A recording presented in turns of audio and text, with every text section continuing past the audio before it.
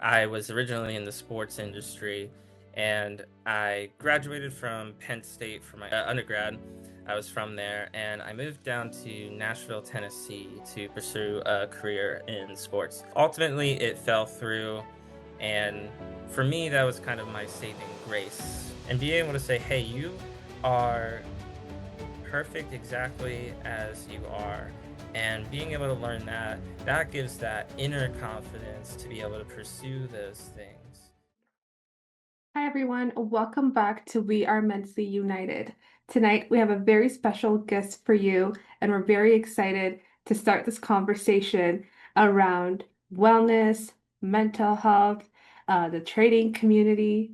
So I'll let Tommy introduce himself. Tommy, for folks who might not know you and are not familiar with your work, please briefly introduce yourself. Yeah, hi. Thanks so much for having me, Naomi. My name is Tommy Siggins. I am a licensed clinical social worker and a life coach. So I have graduated from USC from their Masters of Social Work program in 2022, and I have been working with individuals, couples, and groups for about 6 years. I mostly do individual, and I specialize in complex trauma and low self-esteem. I primarily use EMDR, acceptance and commitment therapy, and cognitive behavioral therapy.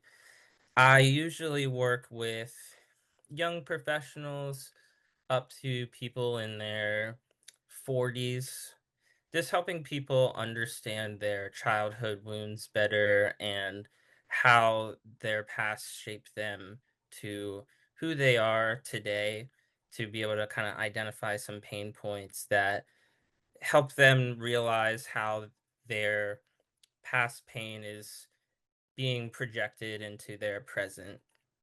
And recently, I have started a life coaching business specialized specifically around helping people raise their self esteem, but it is in the context of helping people in the gaming, anime, and trading card game community.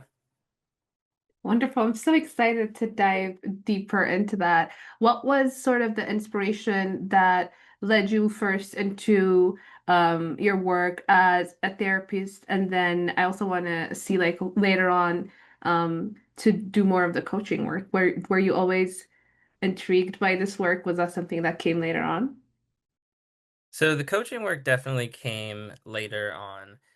My personal experiences in mental health is what drove me to become a therapist. Growing up, I had a lot of bouts of depression and anxiety, and in college was probably the peak of that. And I have dabbled in therapy my entire life, but it wasn't very effective. And until I realized going to school and learning more about it is that the therapeutic alliance and the fit between client and therapist is so important.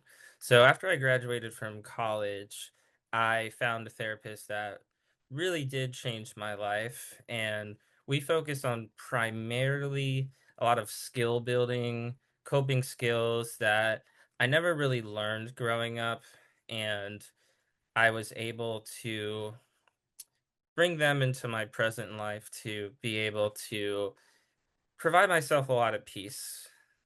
And then when I was kind of in the midst of changing careers, and I was originally in the sports industry, and I graduated from Penn State for my undergrad.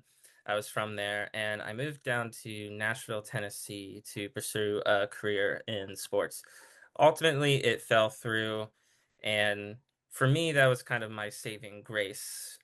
Growing up, you learn so many messages about how you're supposed to present yourself externally to show that you have value and you're successful. And so I was really, really career focused. And then when that fell through, I was like, well, what do I do? Mhm. I'm kind of left with these thoughts and emotions that were running my life. And that's when I sought out therapy again, and I finally found a therapist that I really, really connected with. She helped me realize the importance of coping skills and skill building. She was able to kind of put it in a way that was helpful for me. I grew up an athlete. I played ice hockey, and one of the simple things she told me that changed my life was like, all right, so growing up playing ice hockey, you probably practiced a lot, did some drills that you're like, ugh, I don't really want to do that. That's hard. It's not fun. But when you're in the game, all of a sudden you can do something that you weren't able to do before. And you're like, oh my goodness, I guess all that training and practice really paid off. And sometimes we view the brain as some big abstract concept, but we can simplify it as just a muscle that needs Mm, to be built. So breaking down things in a really simple way, and we did a lot of dialectical behavioral therapy, which is pretty much 100% skill building. And DBT is very helpful in a way where it's like, hey, you're experiencing this emotion or you're experiencing something that's going on in your life, do this. You're feeling depressed, do this. You're feeling angry, do this. And that really gelled with the way my brain worked. And so I was able to find a lot of success in that. Ultimately, since my career was kind of at a standstill, I ended up moving back to Pennsylvania and was kind of just working some part-time jobs. My mental health was very stable, but I was still feeling very lost. And I just kind of had this idea. It's like, you know what? I feel super inspired of my transformation. Why don't I give this a shot? And so I took a couple non-matriculated classes. I was in Philly at Drexel University, and I just completely fell in love with it. And I was like, this is what I need to be doing. I ended up getting accepted to the University of Southern California that summer, which was such a blessing because I studied communications in college. I didn't have a psychology background. I've always been, trying to do volunteer work and outreach. And so I just took a chance. I was like, hey, now that I kind of found what I am passionate about, I got straight A's in all my classes in Drexel. Maybe I'm a late bloomer here, but I can do this. And, they accepted me. And that was where things really start to take off. So, I had to leave my therapist in Nashville, and then I found another therapist in LA. This is back in 2019, and I'm still with her today. And the first approach was very present day skill building, but she is a trauma therapist, which was so helpful to be able to develop the awareness of like, all right, why do I need to do this skill building? Why do these certain things set me off that I need to do these skills? Granted, everybody needs to do the skills, but then you add triggers to it. Then you add pain points and childhood wounds, and it really amplifies it. And so we were able to go back and do a lot of important work. So then we started kind of learning more about how to be a therapist, learning, doing internships, finally starting to work with people one on one, which was so exciting. And it was just easy for me, which is very surprising. Because I've always been a very outgoing, relational person. And the reason that I had so much success in my own personal therapy is because I was able to really connect with these two therapists. And I found that I had a really natural gift to connect with just about anyone that stepped into my office. I was a new therapist. I wasn't extremely knowledgeable at the time, but I was able to meet people where they're at and use, the combination of what I learned in school, what I learned in therapy, and my own life experiences to really help people find success. And that's still how I operate today, which is, I really just prioritize the therapeutic relationship, and then I, develop a great bond between my clients. And now that I'm very well trained in more therapeutic interventions, I'm able to combine that therapeutic alliance and that knowledge to really have a great success with what I'm doing. Wow, that's so exciting. I'm so like excited to learn more about this because first of all, even when you said like it was, easy and natural for you, like that made me think about, I work out of college, so I meet a lot of people in your program or similar programs that they are studying to be like either family therapists. And those are challenging programs. Like they're really challenging, but when you find something that like you feel like you're meant to do, there's a certain like ease to it. And like you just when you're chasing your passion there's a certain motivation behind you. So it feels a little bit easier. So that's so exciting. And I'm also so inspired to hear, how your own journey kind of created this ripple effect because in our organization we have a lot of folks who are therapists themselves, so we always talk about how what their work that they're doing today is gonna like set a chain reaction in the future generations, and you're literally like living proof of that. So that's so cool, that's exciting. How did your like work shape up more to serve communities in the card trading community, the anime communities? Is that another passion that, you kind of had that and it bloomed together with your work? Yeah, that's a really good question. So, I think one of my childhood wounds, and I would say a lot of people's childhood wounds, is, as a kid, what do we really want the most? It's acceptance and support and community. So, as a kid, we all have our favorite hobbies, but as we grow older, there's peer pressure, things become uncool. You know, I'm growing up playing sports, I'm in the locker room. No one wants to hear about, you know, Pokemon and the cartoons. And so I really just put that aside, sadly, to fit in. And that was kind of how things were for a really long time. And so my mindset, which I'm sure I'm not alone with this, is like, how do I fit in? How do I become cool? And, what do we learn messages growing up?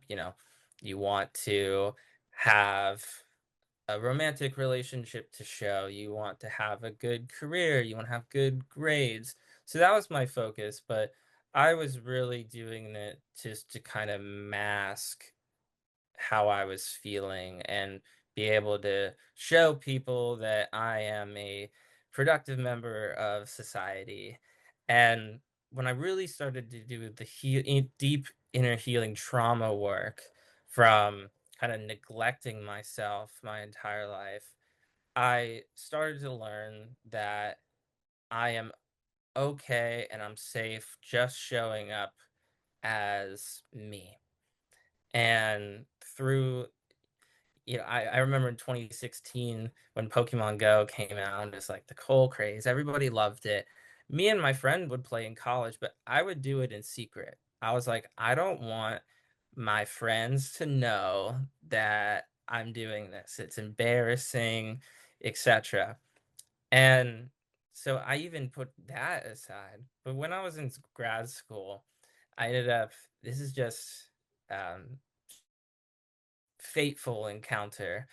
I was at a restaurant with a friend and he had his phone on the table and he was playing Pokemon Go. I was like, "Oh, that's Pokemon Go." He's like, "Yeah, I play with my nephew. It's sort of like a bonding thing. And Mm. I was like, "Oh, I used to play that all the time." I re-downloaded it to like show what I had, and then it just became a snowball from there.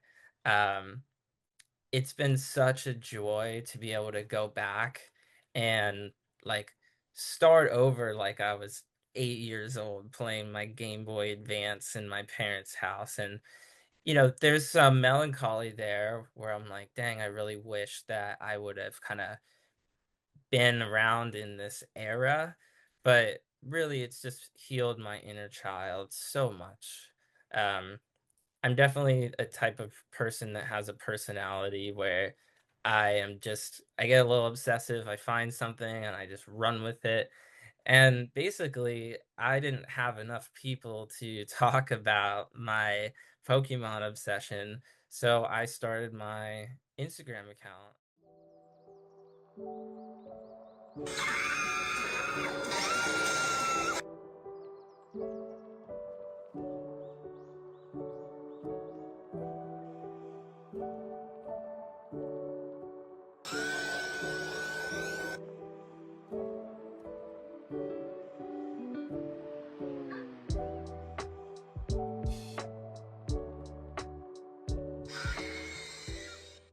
And I was just like, what if I combine this with my other passion, which is helping people? So I did that. I was super passionate about it. And it's really just been another blessing that I'm super, super grateful for that, just kind of like I guess I would say fate. It's just like this idea popped in my head and I have ran with it. I have decided to transition that account to do uh, a coaching business. And basically, what I found with therapy is, you're only I'm only licensed in California. I can only reach people in California. There's only so many hours in the week where, I can't have like 50 one-on-one sessions. That's just a recipe for burnout. So I was just kind of looking into coaching, and it's a way to reach more people. So a lot of life coaches, they do some one-on-one work, but a lot of times coaches, they make modules and courses for people to follow along. So my idea is to basically combine everything I've learned through my mental health journey, therapy, school, put it into a package that people can purchase, and that really opens up the possibility to help more people without completely overloading my schedule. So it's kind of the best of both worlds. That's amazing. I resonate with a lot of what you shared because I'm gonna share a story, right? Yeah. About a year ago, we were at the Toy and Doll Super Show in downtown Denver, and we were just a vendor there. We're like, yeah, let's go do it. It was hosted by Dana Kane Festivals, which hosts like a lot of festivals we attend, like the Cat Fest Colorado and stuff. So we're like, yeah, let's go do it. It'll be cool. And then we go there. We were vendoring for a couple hours. And then I was like, all right, you guys watch the table. I'm gonna go check out some of the stalls. Um, and there's just like these vintage Barbies in the box Barbies, Winnie the Poohs, and I was like, wow, this is like my heaven. You know. Yeah. But when I was like 11, 12, that people were like, "Oh, like you still play with your Barbies?" I was like, "Yeah, what's wrong with that?" But that's something that I kept aside naturally. Like most of my toys and dolls are like in my parents' house. I don't like have them with me. And I was like, this is cool. And now there's like tons of people, young people, adults alike. And some of these Barbies, I've never even seen them because they're so old. They're from the 90s and 80s. And maybe before that. And I was like, this is crazy. Yeah. So I called my sister and I was like, can you bring some of my like stuffed animals? Can you bring my Winnie the Pooh family collection? So it's just so liberating. And then you kind of see like stuff you like and or like told to like put aside because now you're an adult and you have different priorities. It comes back and it's a trend. The Barbie movie came back and it's a trend. Um, and just a bunch of things. Like I even used to like a show. I mean, I still really like it. Schitt's Creek was like a guilty Mm. pleasure because the comedy was so different. And I was like, I don't think I could tell people I like this. So there's just like so much freedom and liberation and just being yourself and showing up as yourself every day. And it's kind of annoying that, we got shamed for things that they're not hurting anybody, right? They just don't fit in a clean box for a young adult or like an adult person. So they're kind of just like laid around. But it's been so exciting, even with the trading community and with anime. I follow a lot of that through Catherine, who set this up for us. Shout out to her. So I'm like, oh, this is fun now. And every time I go see, I think she likes the big Pokemons, but every time I see one at the shops or something, I'm always thinking about her. And I'm a little jealous of like how the trade shows are. Like, there's like people all the time, new friends. Um, so I'm excited for us to kind of be leaning back into that part of ourselves. Like I'll watch any show now, I don't care, and I'll tell you what I like. But that took a Yeah. lot of growing to get there. Um, and yeah, I also resonate with, how you brought like your passion and your work together. I think that's very central to like what we do at Men's United. Me and my colleagues are very passionate about like media, soccer, as well as mental health. So we do a lot of campaigns around just things we're passionate about, and combine them with mental health. And, we did like a campaign around music and mental health that brings a lot of musicians that we like, we're big Swifties. So things like that, we pull from our passions and it has it has created for the work itself to gain its own momentum because it's about like stuff that deeply matters to us and that we Hmm. also deeply enjoy. So that's really cool, but it's so exciting. I feel like we were both in college around the same time. I was in my undergrad at that time.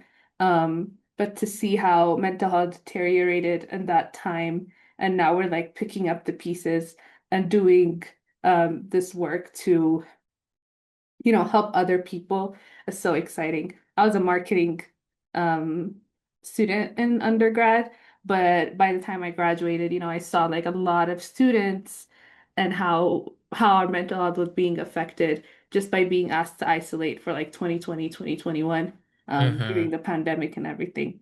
So it's really exciting. Um, I would also ask you, like, how can different hobbies or different passions support mental wellness when they're, approached with intention? Like, do you see that with folks that you're providing coaching to, or beyond in areas that like beyond yourself, like you just shared? So really like what you said earlier about just liberation. And so I believe that, these hobbies can be used as in a very healing way rather than an escapism. And Mhm. so I starting my account and getting to know members of the community is really inspiring, partly because a lot of them, yeah, I would categorize them as really brave because, you know, they have been passionate about Pokemon from day one. They were themselves from day one. And, I really respect that because, like you said, you know, in the late 2000s, 2010s, like mental health was not talked about as much. A lot of people had to kind of mask who they really were to fit in and find success. And now, thankfully, I believe with the power of social media, people are able to put themselves out there and say, hey, here's what I like. And then there's so many people around the world that feel connected to that, like, "Oh my goodness, I like that too." So, the reason that I really believe that people throwing themselves in this hobby is really healing is, like you said, they just get to be their authentic self, and that is something that a lot of things can't replace. You're just there is something so freeing about giving yourself permission to be you.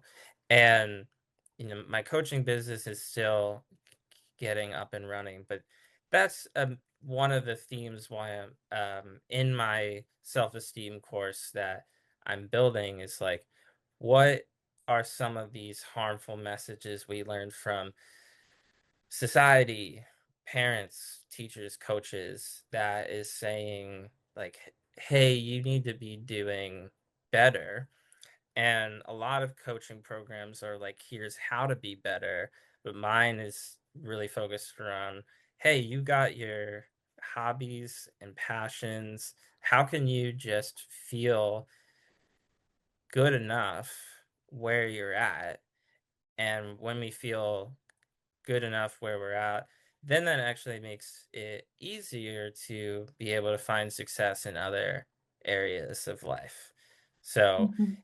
a lot of people in this world, but I'm focusing on the, gaming anime TCG community is like they love their stuff, but they want to, we need to help them find that as a strength rather than people saying, yes, I love my hobbies, but I don't have a relationship. I don't like my job. I'm too anxious to go out and make new friends. And being able to say, hey, you are perfect exactly as you are. And being able to learn that, that gives that inner confidence to be able to pursue those things rather than the opposite direction, which is so preached, is which is like, hey, once you have that relationship, once you have that high paying job, then you can give your permission to like yourself. Yeah. And then the whole thing is like you do get that high paying job and like you're miserable, right? Yeah, right? And anything and like it takes so long for you to get there, or maybe it takes a few years, but all that time you're like, instead of doing the real work, you're just like, okay, I'm gonna go get this one thing, and then if I get that one thing, then I'm gonna be happy. Which is far from the truth. So you're in for like disappointment. Or, you spoke about like I feel like especially nowadays, but like if your goal is to like be with somebody, right? Like you want to just be a couple or something like that. Hmm. Um and then okay, like you get that like little status, but then you haven't done the work on yourself. So now there's a lot of emotional baggage that you're bringing to the relationship, which is another issue by itself. So it's so Exactly. important, to do that work on yourself. And I also wanted to ask you, like, I feel like self-esteem is a very evolving thing. And I noticed that in myself, like year after year, it's like unless I constantly, sit down with the things that are affecting my self-confidence or my self-esteem, they like things evolve and they affect you in different ways. But speak a little bit about that. Like, I feel like I was very confident growing up and like maybe my teens and stuff. But then you grow up and there's so many outside influences that unless you constantly keep doing the work, they affect you. Yeah. So I, as a trauma therapist, not everyone shares this take, but I believe that everybody has their own trauma and no one gets out of life unscathed.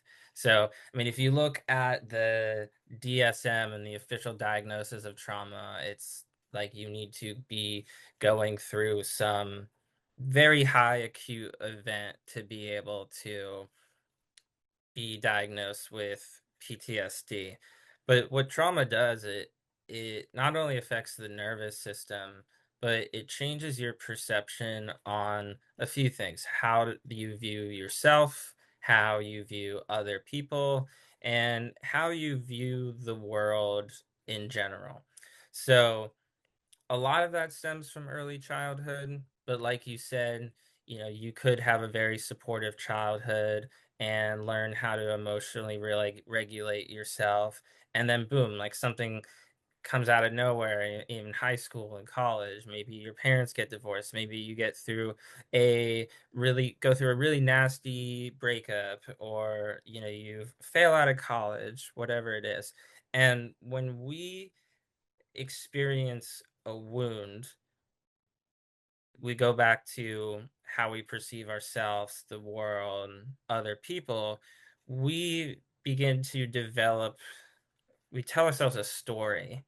And a lot of those stories are negative inner beliefs, where it's Mhm. like, I lost my relationship because I wasn't good enough. And so when we have this perception of I'm not good enough, trauma almost like puts like a lens on how we perceive things. So what happens if you don't think you're good enough? Maybe you're going to try to pursue that dream job of yours, and you're going to bomb the interview because you don't really feel like you deserve to be there in the first place. Maybe you're going to get rejected while dating because it's like, is this partner really going to like me? You get in your head. And so this can really persist if you don't have the awareness and do the work.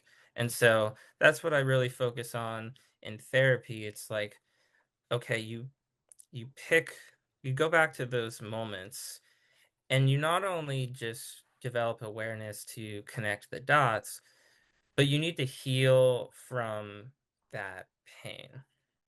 Because if I were able to tell, we would have a conversation, and you told me your entire life story right now, I'd be able to tell you, well, yeah, like, doesn't that make sense because this and this and this happened?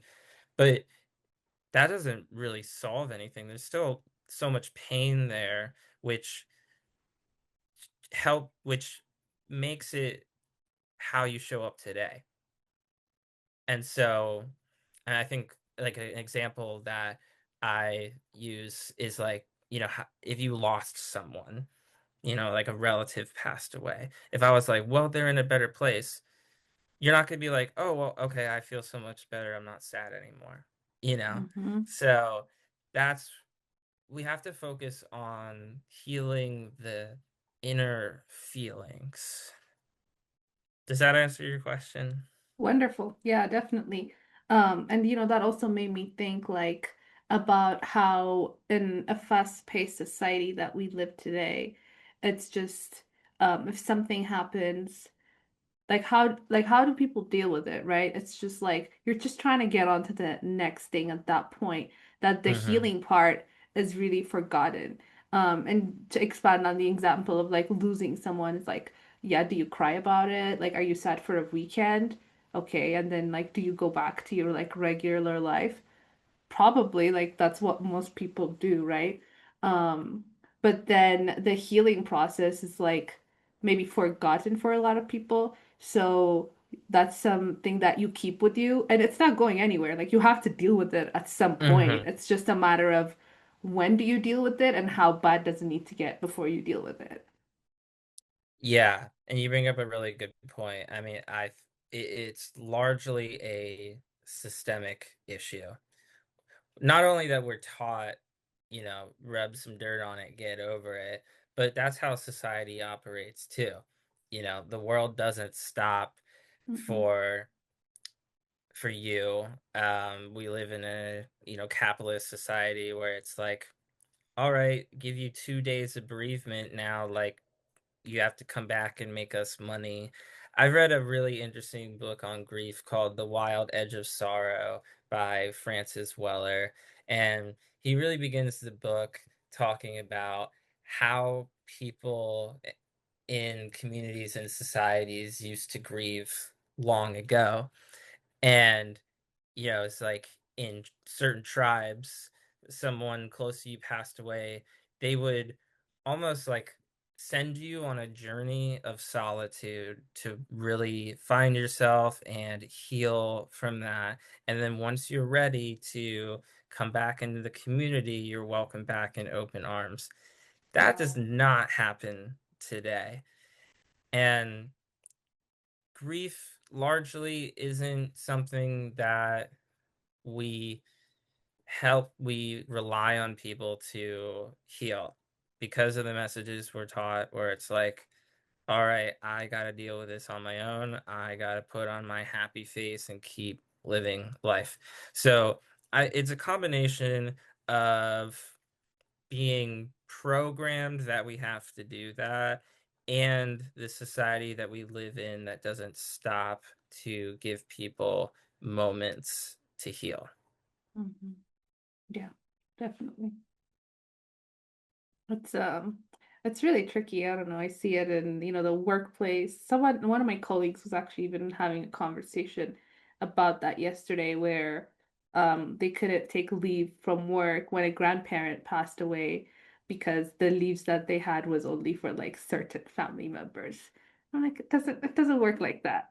You know? Yeah, that's so upsetting. It's pretty upsetting. And like, you said it, but I went to business school and left as an anti-capitalist, basically. Um, but like a lot of our systematic issues are like also interconnected.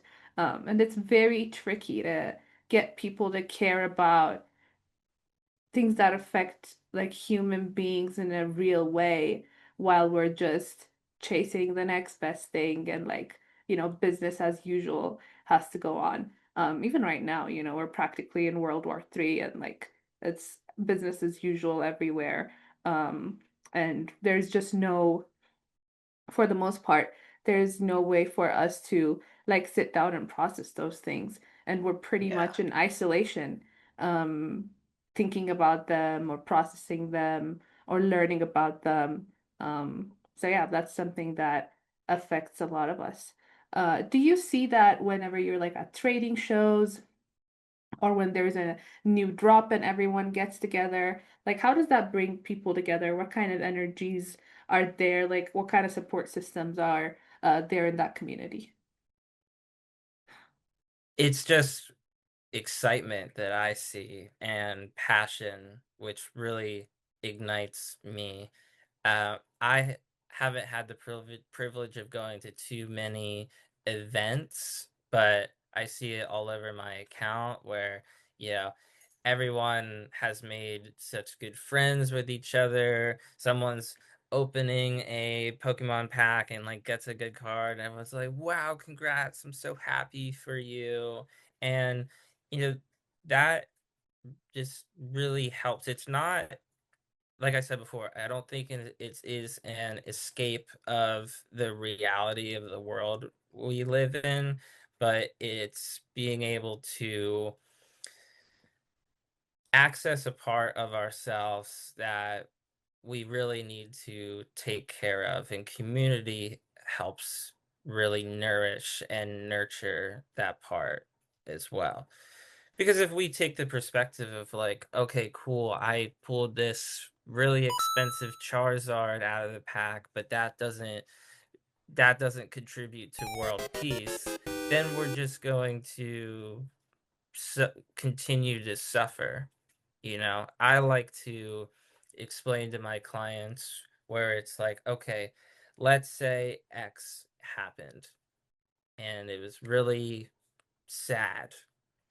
If you are judging that sadness, it's like you're just putting on this like giant weight that doesn't need to be there.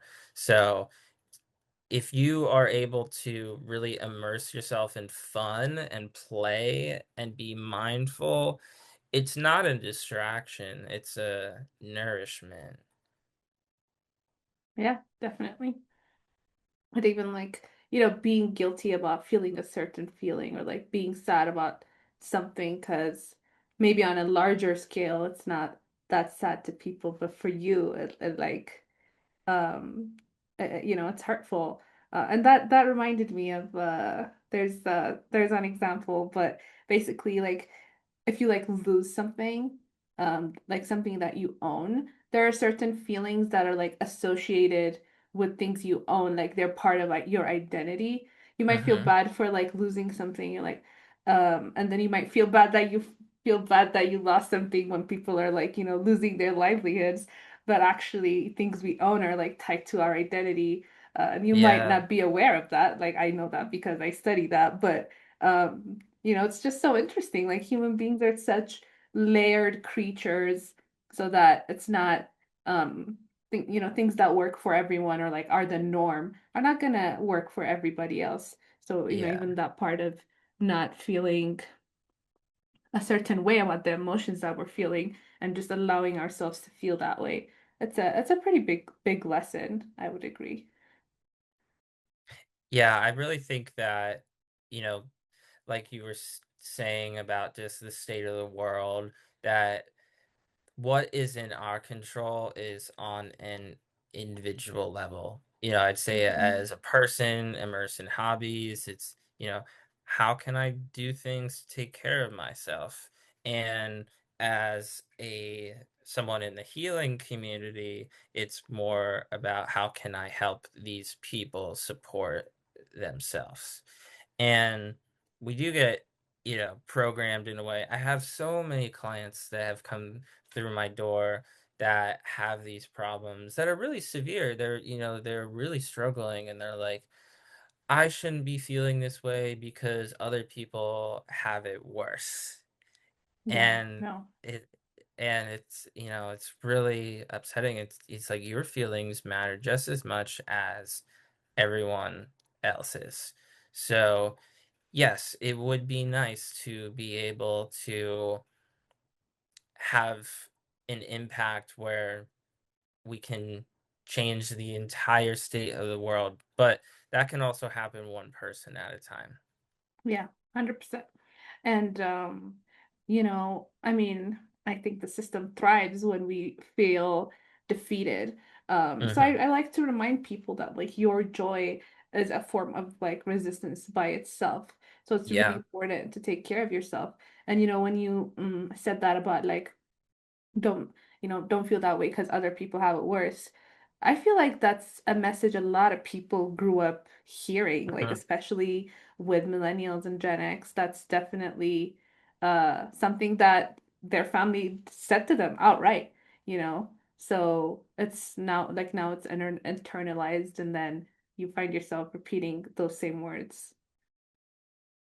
Yeah, exactly, and that is the extra weight that I'm more referring to, and I think so many people can relate. You go through something that really, really affects your psyche, but yeah, it's not you didn't you weren't on the front lines of war. You Hmm.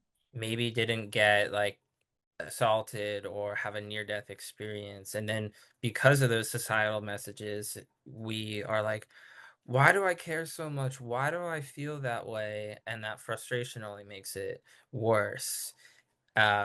In, a lot of Eastern cultures, Buddhism, they talk about how pain is the things that happened, but suffering is wishing that we were somewhere else. And the healing is in between that spaces. But so many people learn stuff like that growing up. I mean, Hmm.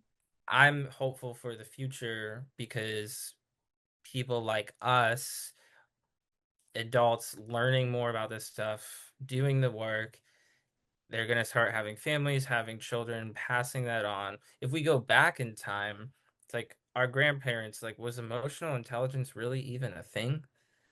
That wasn't really talked about at all. Then they pass it down to our parents and then us. But we're putting our foot down and recognizing the patterns and saying, hey, something needs to give, something needs to change. And so I am really optimistic that our generation is going to make a lot of changes. And with the power of the internet and social media, we're able to spread these messages like we never have been able to before.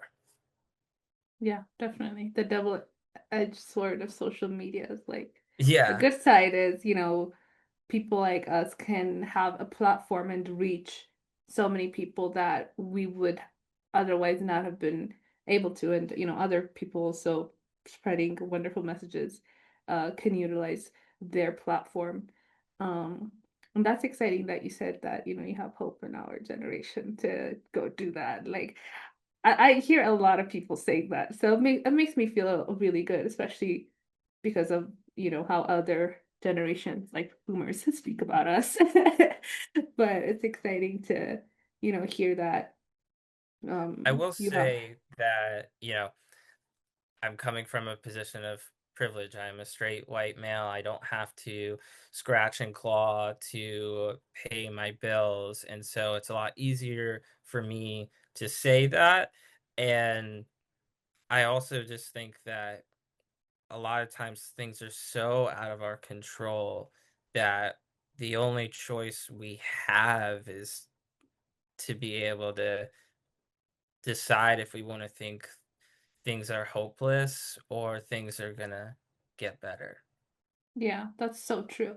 Like we have no choice at this point but to like move forward and do the best we can because if if you choose, well, I don't think it's a choice, but if you are like feeling hopeless or really just like putting yourself in that rabbit hole, there's enough to go around for years and years and years. Like you can stay in that rabbit hole for a long time unless you make the conscious effort and decision to step out of it. Because really, like we're in challenging times, Mhm. and if you absorb that and take it internally and start to lose hope and allow yourself to lose hope, it can get pretty dark pretty fast.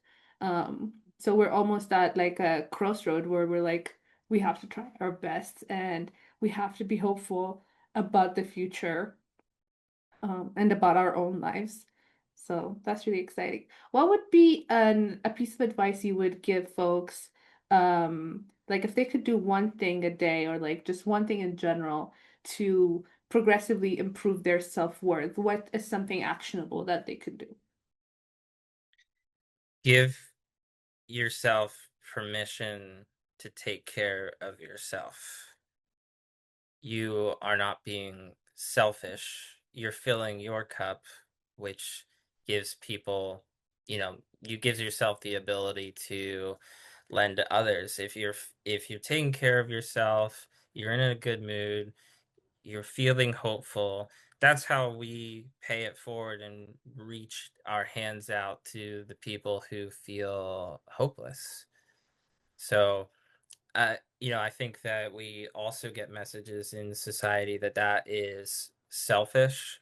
Um, you see a lot of it in the therapy community where, you know, obviously we're empaths, but then there is this lack of boundaries, in my opinion, that turns into a savior complex where if you are not absolutely devastated by the things your clients are going through, then you don't care enough. But I like to view it as, if we take care of ourselves, we're able to take care of our clients better. You know, I've heard plenty of really traumatic stuff by people that come into my office. And, if I went to bed and cried all night for them, I would wake up the next day feeling horrible. And then I wouldn't be able to give that clients that next day the care that they deserve. So don't be, don't think that you're being selfish by loving yourself and taking care of yourself. Very true. How do you take care of yourself? I set aside time in my day to do the things I love. And I also, I think there's also an aspect of taking care of our bodies. Our minds and our bodies are really connected. So no matter how busy I am, I'll set aside time to go to the gym. I'll set aside time to watch one of my favorite shows or walk my dog, cuddle with my cat. Just really identifying what brings you joy and doing your best to not cut that out, even if you have an extremely busy schedule, because that just helps you keep going. That's so exciting and very true. Like, you really have to take care of yourself and do the things that give you joy. I was just on a trip in Sedona and Phoenix to attend the Forbes Under 30 conference mostly. Um, and I forgot how much I enjoyed traveling. I was like, whoa, this used to be one of my things. Like, this was my jam. And, I just haven't done it in so long, like maybe since summer or something. Like, there's just been so much other stuff going on that I needed like a real excuse to go do it. But then I remembered like, wow, like I used to really like this. Mhm. And you become an adult and then, I'm like still like a young adult, like I don't have any children or anything, but especially people, they get married, have kids, like have more and more responsibilities.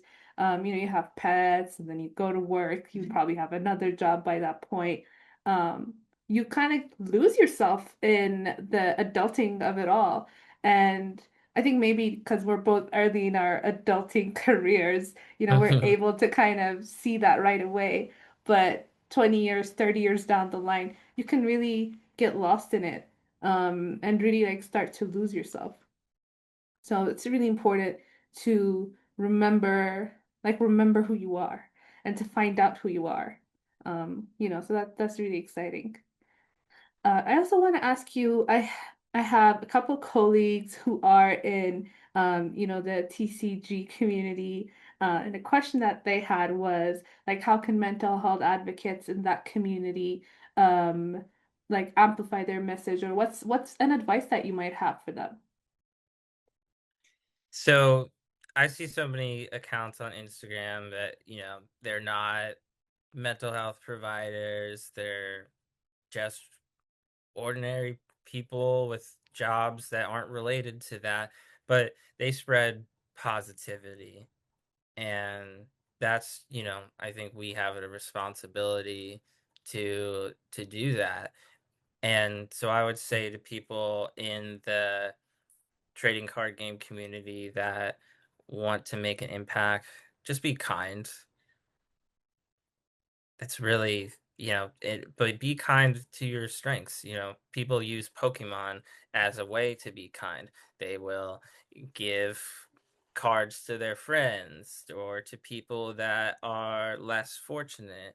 And, that's why you know, being going on social media for Pokemon over the last year has even further reignited my passion for it because, every community has people that, don't pay it forward, but I see a lot of people who do, and that is really inspiring. So, that's just an example in the trading card game community, but we can't go wrong with just spreading kindness. Yeah, 100%. That's so true. And that's a point that comes up a lot on this channel because of just what we're talking about and how it all revolves around supporting people and supporting each other. So kindness definitely comes up a lot. But yeah, I'm excited that you shared that with us. I want to ask you, I know you told us that your your coaching and your courses are coming up. So tell us a little bit about that and tell us a bit about like what else is coming up for you, what's going on in your world over this coming year. Yeah, well, thanks for asking. So as far as my therapy practice, I recently broke off on my own, so I'm fully private, which is a little scary. Just continuing to practice getting better as a therapist and marketing myself. And as far as the coaching goes, it's broken down into a few things. Um, I don't want people to just pay for, 2.5 hours worth of video content. It has to, because like I said, the healing work is the relation. So really the way my coaching course is set up is the educational content is in the videos. I have exercises for people to do to really integrate this stuff.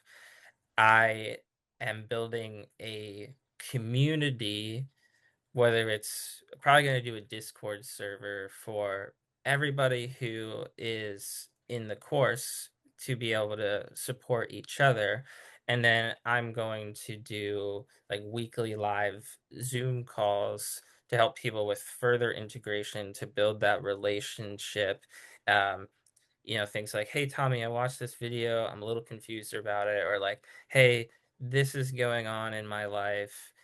How can I use the resources that I learned to support myself? And so, as a social worker, I want to also be able to um, assist people who maybe don't have the resources to purchase this program. So that's really what my Instagram account is all about. I'm always posting short educational videos, giving people free PDF guides. And so, you know, that's just what I love about being a part of the therapy healing community is just I can make a living and help people at the same time. I mean, what's better than that? Yeah, literally. It's incredible and exciting that you say that.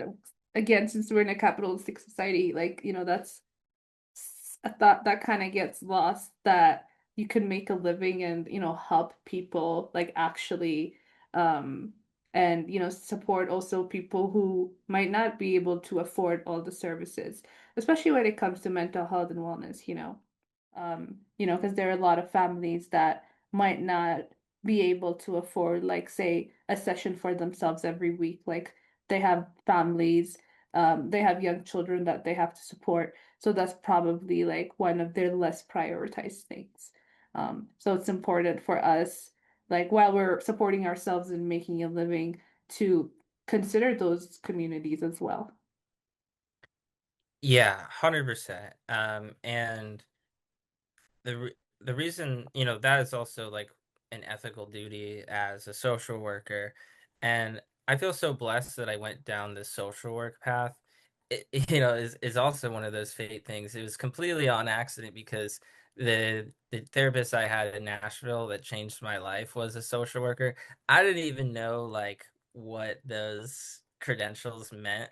I was just like, I want to be like her, so I want to be in a social work program. And it was so life-changing for me because I grew up in a small town with largely conservative values, but I wanted to be a therapist and I wanted to help people. But the social work education that I learned at USC was like, but why do people need help?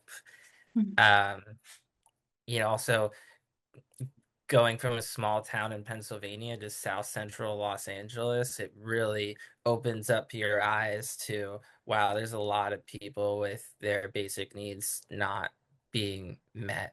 So being able to have that background was so helpful for me to understand that people in vulnerable populations need these resources the most. Mhm. And once I graduated from USC, I worked a job in community mental health. And it was just, it was sad. But I was so happy to be there to help people. But a lot of it was just coping with their situation. Because, they're depressed and anxious because they don't have access to a roof over their head or food, or they're anxious like I don't know how I'm going to support my family.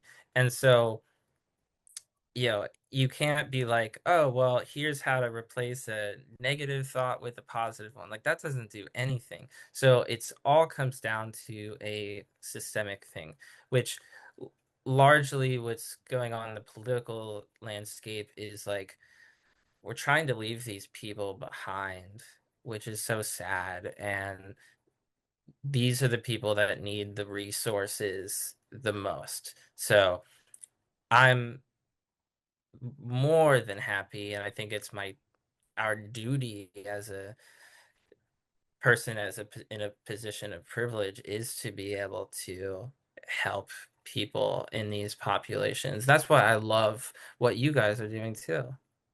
Oh, thank you. Yeah, yeah, definitely. That's really like essential and that it was pretty similar. Like we saw the need for it. And I've spoken to a few folks who are social workers, were social workers, and I think you guys see um some of the most concerning situations in people's lives, right? So yeah, I really respect what you guys do. But yeah, thank you. This is wonderful. I think I will probably, wrap us up on this note of, giving and considering people, being kind, and thinking about other folks and utilizing our positions of privilege to help people. Beautiful. Will you please share with our audience, where they can find you, your socials, and also where they can find your work on the web? Yeah. So, if you are interested in working on me with therapy, I am licensed in the state of California. I am based in San Diego. So if you were in California, not in San Diego, we can still work online together. I am credentialed with some insurances, so to help people be able to afford my services more. If you are interested in access to my free content, mental health educational content, or learning more about my coaching program. I'm primarily on Instagram as the Pokemon coach, which is the underscore PKMN underscore coach. I don't want uh, Pokemon to think that I am using their name. So, um, that is primarily what I use, and I also mix it in with fun too. I don't want to just be an account to provide psychoeducation because that's also not really combining my love for my passions. And so that's what people that have reached out to me in the Pokemon community appreciate the most, which is um, using something that they're passionate about to also learn more. 100%. And I feel like it's so unique what you're doing. I've never seen any other account do it. I've never seen anyone else do it. So shout out to you for like doing something new and cool and, something from your heart. That's gonna help a lot of people. And I'm also excited, to see that you're gonna be breaking down some barriers literally and reaching people who are all across the world with your new community. And I'm just so excited to follow this journey along. And yeah, I'll be linking all the all the links in the description. So you folks heard what Tommy said, but if you just want to click a link and find it, head down to the description and you can find the Instagram as well as if you are in the state of California and want to start therapy with Tommy. We'll put the links down below in there as well. Hi everyone, my name's Abby. I'm one of the editors for Mental United podcast. Um, so for this episode, we kind of lost the last third, like 5 minutes or so, due to some technical difficulties. So I'm hoping you guys won't mind that I'm stepping in here for Naomi to do the outro, finish out the video here. You heard her in the podcast. Check out Tommy's links down in the description. Make sure you check out where he's at, what he's up to. And for those in the state of California, make sure you check out his therapy practice if you're interested. And as always, stay united. Okay, we'll see you next time. Bye, guys.